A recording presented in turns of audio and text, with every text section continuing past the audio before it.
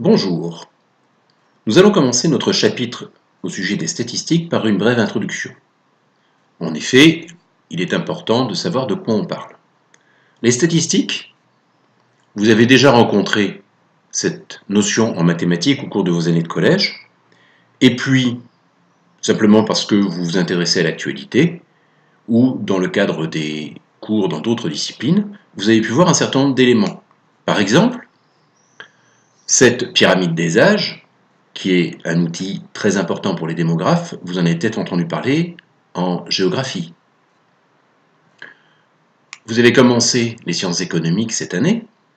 Cela peut être l'occasion de voir une représentation des statistiques de la croissance du PIB ou bien de l'évolution du taux de chômage. Et puis, comme vous n'allez pas qu'à l'école, vous avez peut-être vu aussi ce genre d'image qui, de toute évidence, ressort aussi d'une exploitation des statistiques. Alors, les statistiques, de quoi s'agit-il?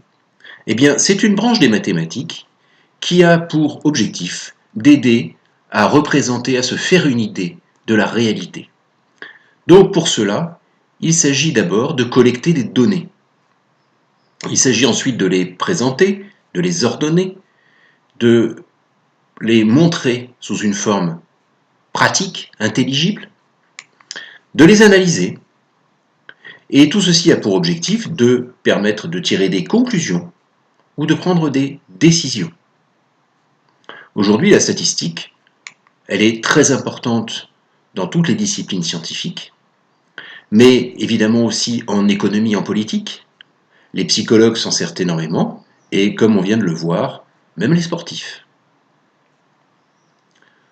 Pour finir sur cette introduction, je vous laisse méditer ces quelques mots de Sir Winston Churchill. The only statistics you can trust are those you falsified yourself.